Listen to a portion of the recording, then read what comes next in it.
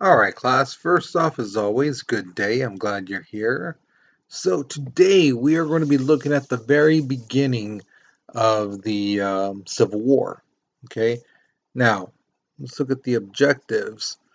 We're going to analyze whether Fort Sumter was a legitimate battle.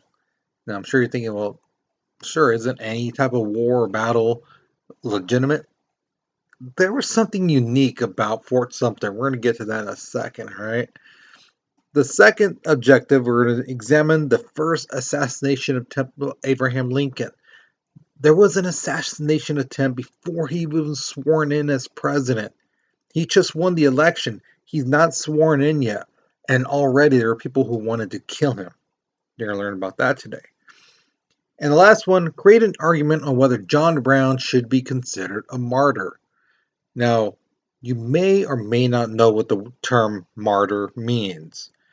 That is basically someone who sacrifices their life for a greater cause. You know, people like Jesus, Gandhi, Martin Luther King, Medgar Evers. They are seen as people who died, you know, for a purpose, a bigger purpose than themselves. You know, and we're going to see if John Brown does he fall into that category. All right, so here's your warm-up picture. The first question asks you straight up to analyze the picture and what is happening in this picture. Okay, so look at the foreground, background, up and down, left to right, everything about the picture. Um, the second question asks you, who do you think the person in the cage is, and why do you think she's in the cage?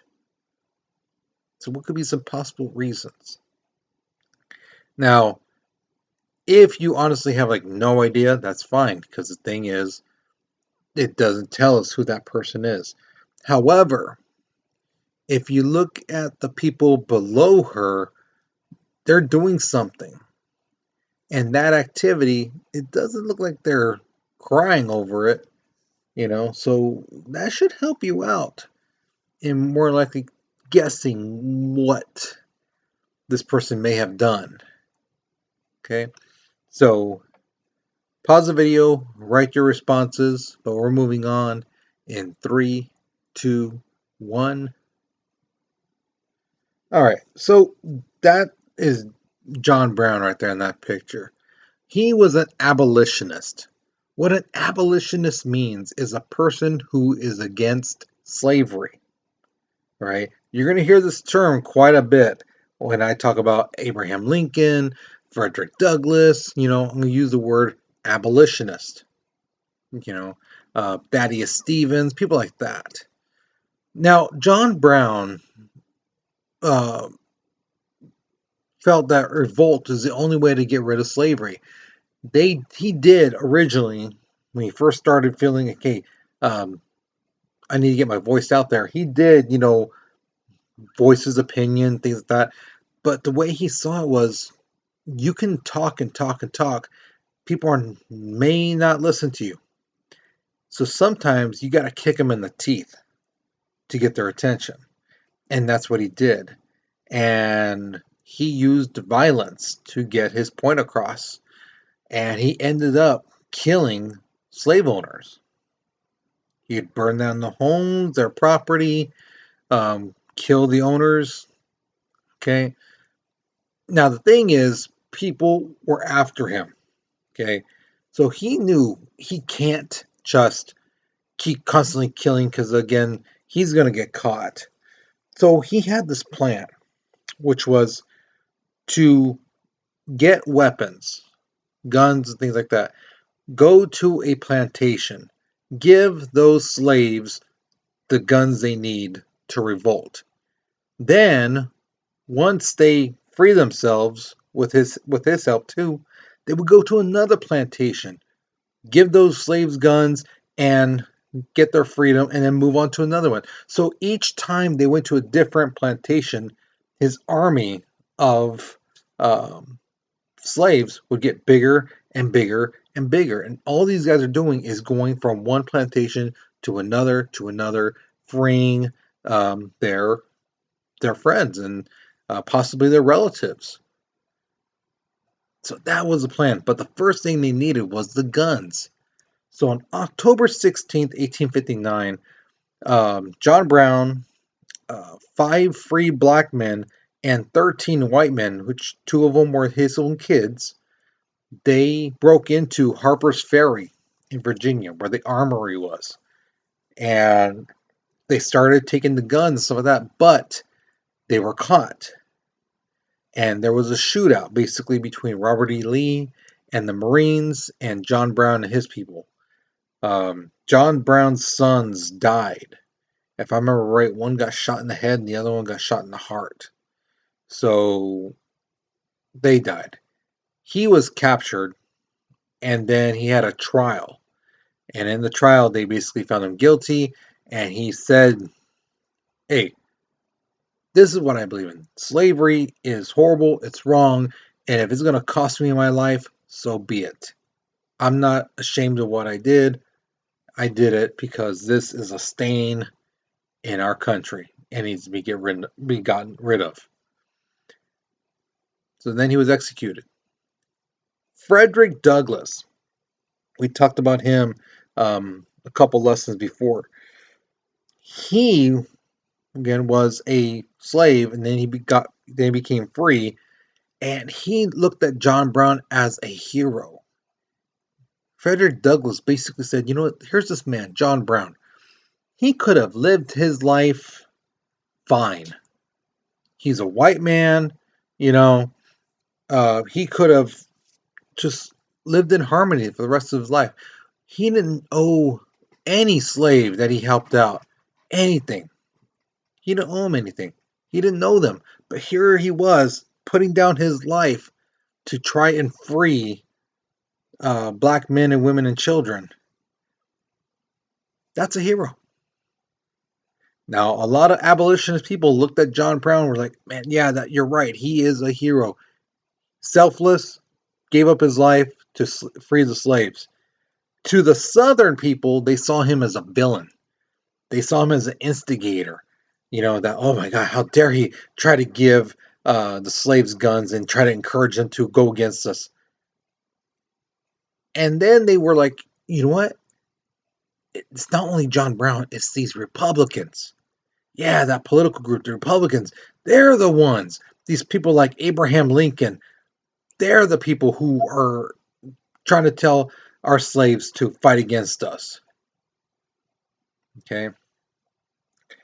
This is how stubborn these slave owners were and the slave owning politicians. In the 1860 election, okay, each group needs someone to represent them in the election. The Republicans had Abraham Lincoln. The Democrats, they needed somebody. So as they're discussing, uh, someone mentions, hey, maybe we should slow down slavery a little bit. You know, not bring in as many. Let's lower the number we bring in. When something like that was mentioned, those people who were for slavery got up and left. They didn't want to hear a thing about it, even from their own political group. That's how, hard-headed they were about slavery. So here's your first question. Do you believe John Brown should be considered a martyr? Now again, it's easy to say yes, but think about this again. People like Jesus, Gandhi, Martin Luther King, Medgar Evers, they never killed anybody. Yes, they sacrificed their lives and their lives were taken and they had a purpose to it. But again, they never killed anyone. John Brown did. So should he still be put into that group of those people or should it be left out? What do you think? You tell me, okay? So go ahead, pause the video, write your response, but we're moving on in 3, 2, 1. All right, so here is A question I've gotten so many times from students, because a lot of students ask me, because they know I'm a Lincoln fanatic. Why did he grow the beard? Well, the truth is, um, an 11-year-old girl wrote him a letter. Her name was Grace Bedell. She basically told him, Lincoln, hey, you're amazing, you're great. You know, me and my family, we love you, but you look sick. You're too thin. And so if you look at the top picture, that's Lincoln without his beard. And he basically goes to his trusted friends, and people are like, hey guys, do I look sick? And they're like, dude, we don't want to say nothing. We know you're tall, you're 6'4", you're thin, you're fit. I mean, you're ripped. Remember, he's muscular for being so thin. But it's like, yeah, you do kind of look sick. Your cheekbones are just like so, it's like you can cut glass with those things. So Lincoln's like, you know what? All right. Well, I'm not going to, like just stuff a bunch of food down my throat and try to get big like that. So he goes, I'll just grow a beard, and that's what he did. That's why Lincoln has a beard, because of an 11-year-old girl basically telling him, "You look sick. We love you. You're awesome, but you look sick." So Lincoln's elected president December 17th, 1860. The southern states have a convention about leaving the United States. This is called the Secession Convention. Now, again, can a state leave the United States at any time? Yes. There is nothing legally binding us together. So if California wanted to be their own country, they could. They just basically say, we're on our own. See you guys later. You know. Um, so again, there's nothing legally holding the states together. So on December 20th, 1860, South Carolina became the first state to say, we're on our own. See you guys. The next month, 6 other states joined in with them. Mississippi, Alabama, Florida, Georgia, Louisiana, Texas, and they formed together to make their own quote unquote country. Okay. Now, Lincoln is leaving Springfield to go to Washington, D.C., and to be inaugurated as president. Now, what happened was he basically said, okay, I'm leaving Springfield on this day. On this day, I'm going to be in Columbus, Ohio.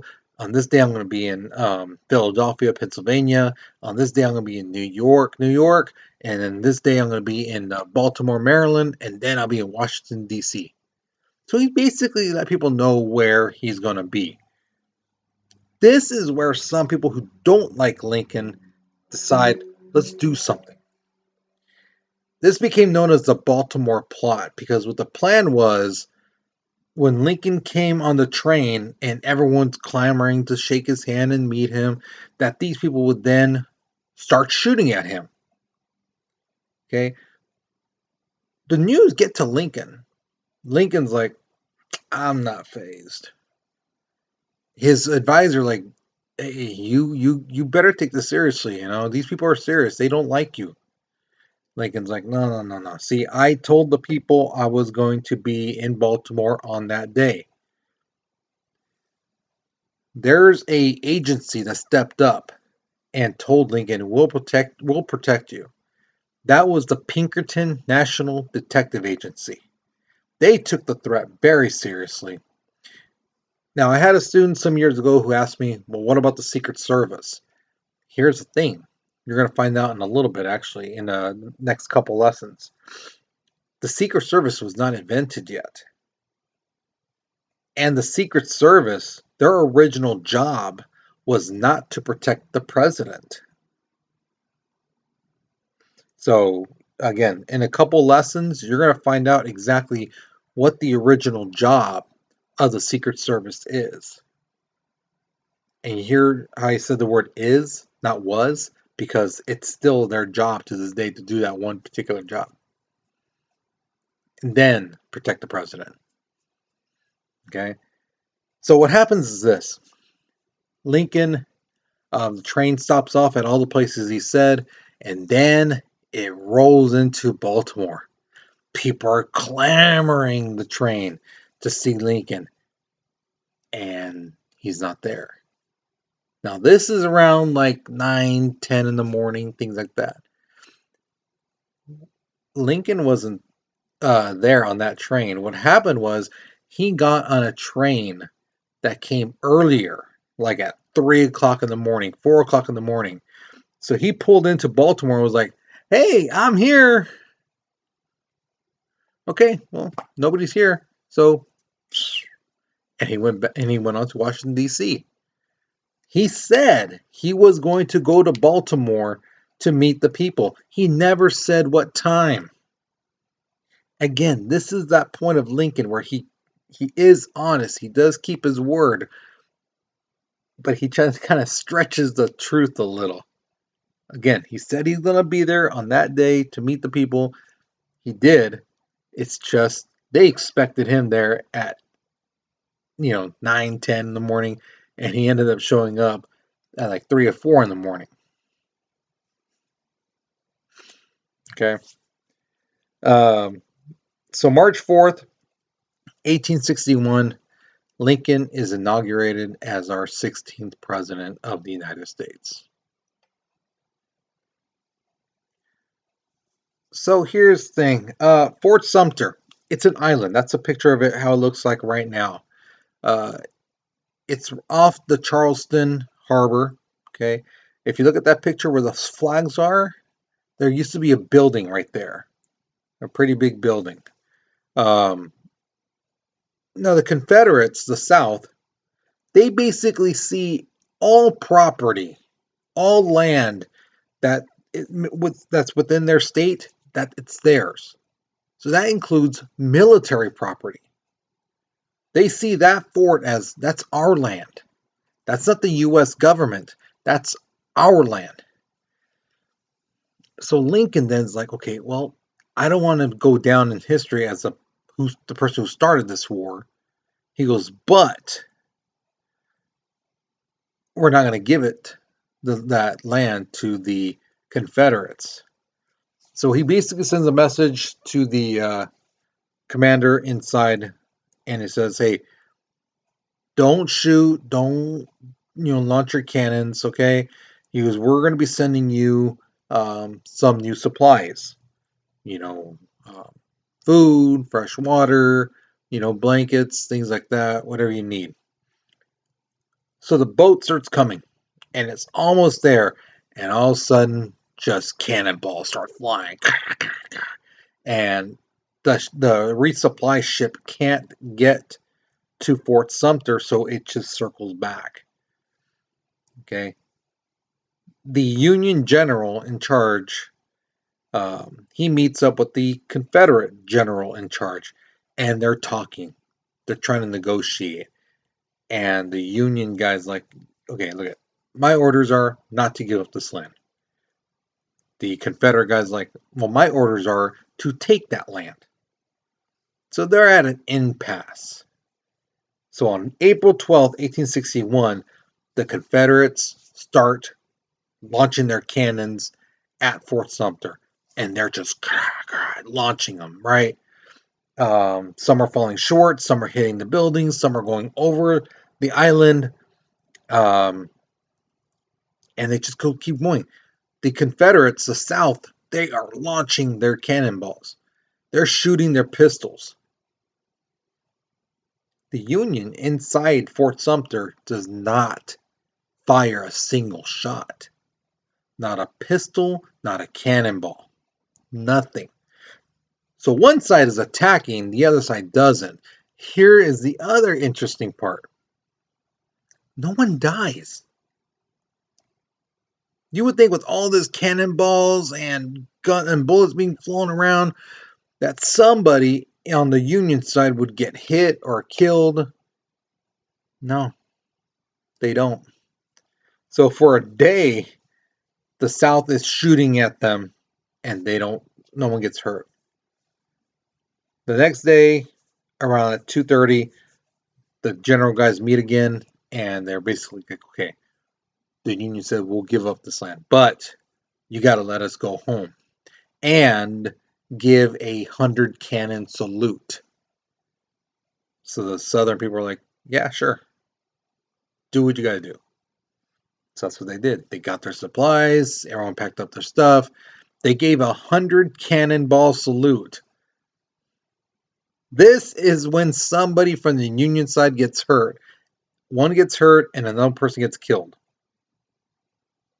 It's not even during the battle. It's during the salute.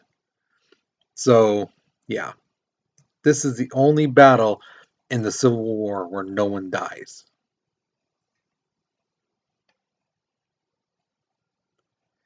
So here's your next question. Should the Battle of Fort Sumter actually count as a battle? I mean, one side is attacking, the other side is not.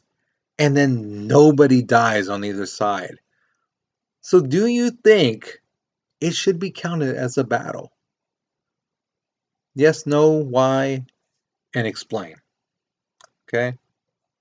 So pause the video, write your response, but we're moving on in 3, 2, 1. The first battle, the Battle of First Bull Run, is without a doubt the first major battle in the Civil War. Okay. One name I want you to keep in the back of your head throughout this time of the Civil War is Wilmer McLean. Okay, keep that name in the back of your head. Now, why is he significant? Well, the Battle of First Bull Run happened on his property. He was actually a member of the Virginia militia.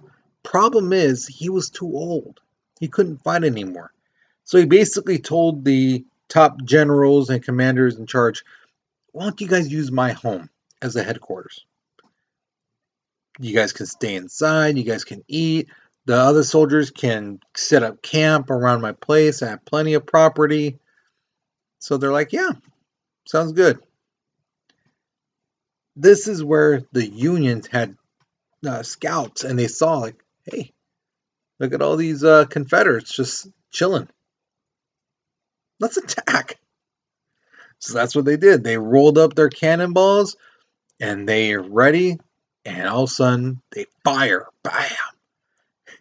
This is one of the funny things. So again, the commanding officers, the generals, they're inside the house, and they're eating, they're chit-chatting, and all of a sudden, a cannonball rips through the place. The generals and commanders are like, what was that? That cannonball? And all of a sudden they hear it. Cannonballs being launched and things like that. So then they're like, oh, we're in a battle now. So they get up and they go fight. The Union, if you look at that map right there, the Union had 35,000 soldiers. The Confederates, which are the red ones on that map, there was about 20,000 of them. Once the battle was all over, 480 Union soldiers died, and the Confederates, 390 died. About 1,000 Union soldiers were wounded. The Confederates had about 1,600 wounded soldiers. The Union, this is an interesting little fact. The Union had 1,200 people missing. The Confederates had 24. Now, what does it mean by missing? Yes, some people probably got captured. It happens. But this is also a time where people, especially young men, were like, I'm going to go fight because my granddad fought in the American Revolution. My dad fought in the War of 1812. So I'm going to fight in this battle. And I see a lot in my years. A lot of students are like, oh, I'm going to go into the army. I'm going to be like how it is on Call of Duty. I'm going to get this big old gun. I'm going to be like, bah, bah, bah, bah, bah, things like that. Problem is, when they go and serve and they go overseas and serve, they know it's not like a video game at all. It's serious things. And that's what happens. These guys, they go into the Civil War thinking, oh, I'm going to be a hero. I'm going to be with a gun. I'm going to be like, bam, bam, like my granddaddy did, my daddy did. And then when the cannonballs start flying, people next to them getting shot and killed, it becomes reality for them. Like, oh my God, no, this is not for me. And some people run away. Desertion is a big thing that happens during the Civil War. People leave. Okay. And you'll see that more and more as we go through the different battles. Now, some of the famous people who were at First Bull Run, we're going to look at the Confederates first. The number one person was Thomas J. Stonewall Jackson. Okay, this guy, Robert E. Lee, was a top person to come out of West Point. Thomas Stonewall Jackson was a little bit below, not that far below, but just enough. He was so well versed in military tactics and war and things like that that he was actually a professor at the Virginia Military Institution. Okay, he was that good. He was a teacher, for crying out loud. And when the Civil War started and he signed up, he was given a high position. Now, how did he get his nickname, Stonewall? Here's the story. So he's there. Now, most generals, they're really far back. They are observing the terrain and stuff like that. He, however, is closer to his soldiers than most generals, and he's observing the land. He's like, okay, you guys flank these guys over here. You guys, hold your position. If you need reinforcements, we'll get these guys over here to come in and help you out. Things like that. And while he's standing there and watching, a cannonball comes. Bah! Right near him. Doesn't phase him. Another one comes. Rah, bah! On the other side. Doesn't phase him. This guy named General Bernard B. saw this and just saw Jackson just like it's nothing. Just stand there. And he tells his men, look at Jackson. He's there like a stone wall. So that's how he gets his nickname. On the other side, the Union, there's William T. Sherman. There's a picture of him right there in color. He wouldn't be significant until later on in the war. He becomes a general, but his tactic is unique in the sense that he burns the places that he has conquered. They get whatever food they need, water, valuables, and then burn the towns. Whether they're big or small, burn them. This is known as the scorched earth tactic. Basically, the way he saw it was this. This home that you have, this is because of slavery. So you should not be able to enjoy it. Set it on fire. As we go on in history, you're going to see when we talk about World War I, World War II, Korea, Vietnam, that the scorched earth tactic is used by people who are attacking and people who are running away. The ones who are running away, hey, well, why leave this home and this crops for them to come and eat it or stay in the homes? No, burn them and let them stay out in their tents in this cold or this heat or this disease-ridden area. Okay, so that tactic was because of him. Okay. So here's your next question.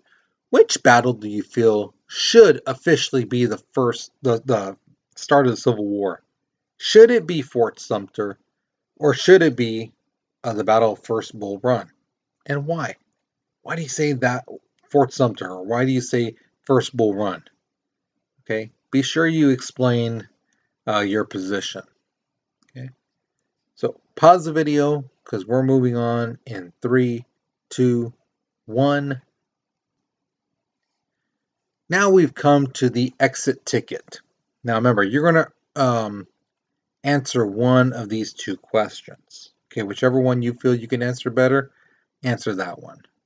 The first question is, do you think the Civil War would have turned out the same if Lincoln had been assassinated before he took office? Do you think everything would have happened the exact same way, or do you think history would have been completely different or even changed a little bit? And why do you believe that? Okay, so whether you say it was completely, or kind of, or very little, or none at all, why do you think that? The other question I have for you is this: is burning the area you conquered in battle, is that a good idea? What do you think? Is it a smart move to, hey, we've taken over this town, get the food, get the water, get whatever you need that you think is valuable, and the rest of it, burn it? Do you think that's a smart thing to do or not? And why? Why do you say yes or why do you say no? Okay. Once you have answered this exit ticket, you are done with this lesson. All right. I hope you guys enjoyed it. I hope you learned something new. Okay. I will see you guys in class. So you guys take care. You be safe. All right.